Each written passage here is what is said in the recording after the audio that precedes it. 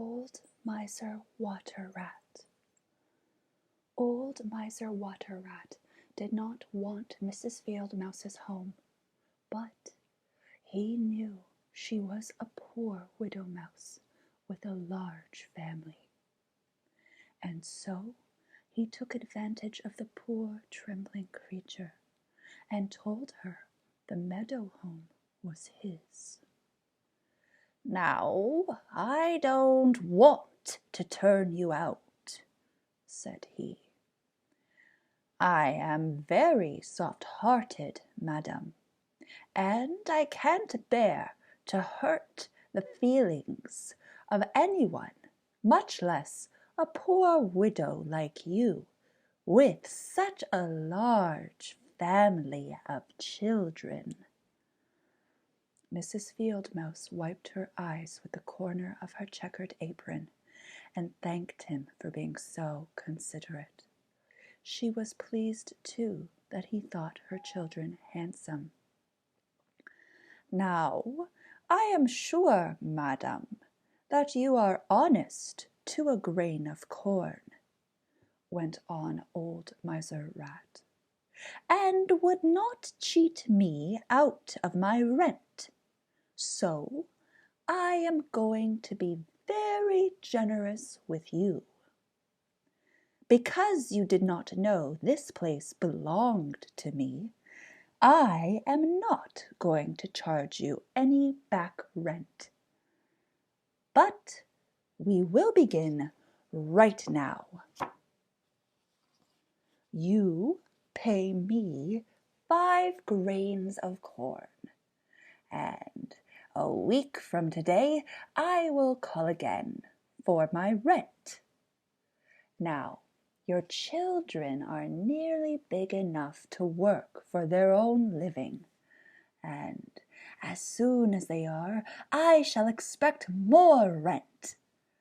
Of course, you know, this fine, comfortable home is worth much more rent than I am charging. But I am so soft-hearted, I cannot find it in my nature to charge more than 5 grains until your children are larger." "But I haven't a grain of corn in the house," sobbed poor little Mrs. Mouse. "With all the mouths I have to feed, I don't get a grain a day hardly for myself. Oh dear, what shall I do?" "You surely know where there is a plenty," said Old Miser Rat. "You run along now and get the 5 grains of corn, and I will come back this afternoon and collect it." "But, Mr. Rat, it is very dangerous for me to go hunting at this time of the day. All the farmers' men are in the fields, and I might get killed. And then what would become of my poor babies?" And here Mrs. Field Mouse put her gingham apron over her face and sobbed aloud. "Yes, yes, to be sure," said the old miser. "I suppose so. I suppose so." He really did not know what he meant by this, but he had to say something, though he had no intention of giving up the 5 grains of corn. "It might be a little risky, Mrs. Mouse," he said. "Yes, yes, but let me see if that is not better than being without a home. Your fine, plump family out in the meadows, running about, would be in great danger, Mrs. Mouse. There is Mr. Fox, for one, who dearly loves plump mice. And even Madam Puss gets into the meadows sometimes." "I will give the 5 grains. You shall have them, Mr. Rat," said poor Mrs. Mouse. Come back this afternoon, and if I am alive, you shall have your rent." "That is right, madam," said Mr. Rat, rubbing his front paws one over the other. "I was sure you would be sensible and appreciate my kindness in making things so easy for you. Well, now, I must be off, and I am certain you will not disappoint me about the rent. The meadow is a dangerous place for such fine children as yours to run about." The little field mice began to squeak when they saw their mother tie on her bonnet and take her market basket from the hook by the door. "Oh, mother dear," said Timmy Mouse, "we are very hungry. Do bring us home a lot of corn. We haven't had our breakfast, you know."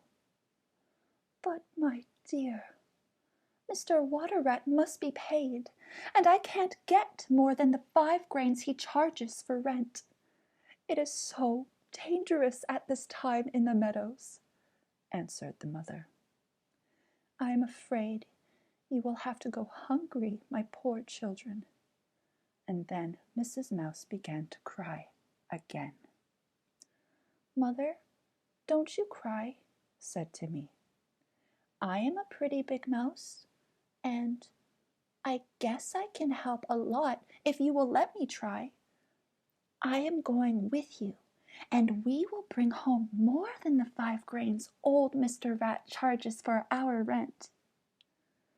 His mother tried to get him to stay at home and keep out of danger, but Timmy Mouse said he must start some time to earn his living, and it might as well be now. Very carefully, Mrs. Mouse led her son through the grass toward the cornfields, and there, just as she had feared, the farmer and his men were at work carting off the corn. Timmy Mouse was young. He knew nothing about the dangers in the fields and meadows. He was not as cautious as his mother, and so he crept close to where the men were gathering the corn. The first thing Timmy knew, he felt himself lifted, and then bang, he went, and then something fell on him, the sky. Timmy thought at first, as he wriggled about trying to get out. But what had happened was this. Timmy was clinging to a corn stalk that one of the men threw into the wagon, and he was being carried off to the barn. Timmy wasn't very much frightened, though he did not know what was happening. But there seemed to be plenty of corn, much more than the 5 grains Mr. Rat wanted for his rent. "I can find my way home," thought Timmy, as he nibbled at the corn. "And when everything is quiet, I'll take a lot of corn and run home, and I guess Mother will be surprised." Pretty soon Timmy hidden among the corn stalks, was dumped on the floor of the barn, and as soon as everything was quiet, he crept out and looked around.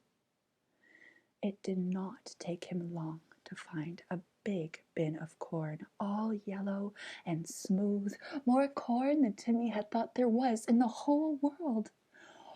"What a beautiful place to live in," thought Timmy. "Corn enough to pay the rent, and all we could eat as well. I'll take some of it and run home and tell Mother. She won't need to cry any more about the rent when old Mr. Rat calls for his 5 grains of corn." And all this time, out in the field, poor little Mrs. Mouse was so frightened she quite forgot the corn or old Mr. Rat and his rent, for she missed Timmy and was looking everywhere for him. Once she was almost stepped on by one of the men, and once Mrs. Puss, who was also wandering about, spied her. Poor Mrs. Mouse was sure it was all over then. She thought of her babies at home and made a jump for her life. Puss did not get her, but as she ran home, Mrs. Mouse sobbed all the way along. "That is where poor little Timmy is. The cruel cat caught him. Oh, oh, oh." On the doorstep sat old Miser Rat, waiting when Mrs. Field Mouse reached her home. "What are you crying about? Didn't you get the 5 grains of corn?" he asked in a cross tone. "If you haven't, out you go, out you go." He was so cross because he thought she did not have the corn that he forgot to pretend that he was so soft-hearted. And the baby mice ran out of the house and clung to their mother, crying, "We're hungry. We want something to eat." But all their mother could answer between her sobs was, "Poor Timmy, poor Timmy, we will never see him again." Mr. Rat was blustering about and shaking his cane and looking as cross as anything. "Pack your goods," he was saying to Mrs. Mouse. "Pack your goods and get out.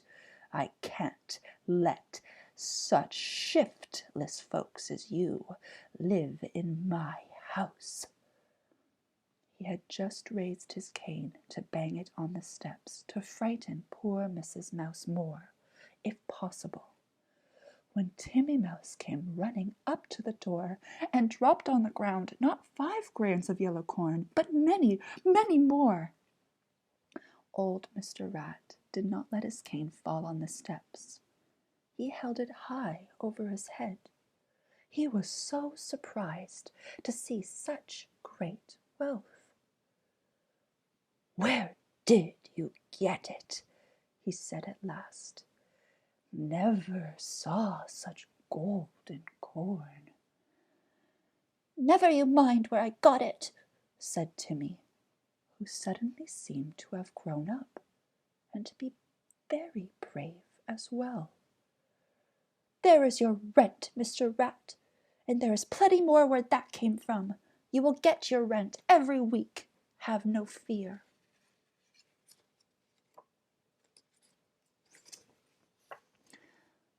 "I really should have more than 5 grains, growled the old miser. 5 grains is too cheap. I should have 8. Take 8, snapped Timmy, and be off. He could hardly wait for Mr. Rat to go so he could tell his mother the wonderful news. Old Miser Rat picked up 8 grains, wishing he had said 10, but he slyly managed to slip 1 extra grain into his pocket without being seen, and without thanking Timmy, he walked away. But he did not go very far, for Mr. Rat was clever, and he knew that as soon as he was gone, Timmy would show his mother where he had found this great wealth. So Mr. Rat hid behind a small clump of brush and watched. "Oh, Mother!" exclaimed Timmy, as soon as Mr. Rat was out of sight. "I have found the nicest place to live in, a place filled with yellow corn." "Oh dear, no, we can't live there," said Mrs. Mouse. "That is a barn, my son, and Madam Puss is in there most of the time. But if we are very careful, we can visit this place and get all the corn we need. As soon as it is a little darker, we will go and bring back some for the babies." When Timmy and his mother were scuttling through the grass, behind them was old Miser Rat. "I knew it," he said to himself. "I am a sly one. No one can get ahead of me. I shall soon learn their secret." Mrs. Field Mouse and her son filled their baskets and ran home. But if they had waited a minute and watched, they would know why Miser Rat never came again for his rent. But they didn't, and so they wondered. And if they are still living, I expect they are wondering still why they never saw Mr. Rat again. As soon as Mrs. Mouse and Timmy were out of the barn, in ran Mr. Rat, and scrambled into the bin of corn, when suddenly down came the corn all over him so fast and thick that he was soon smothered under. And that was the end of the bad old miser.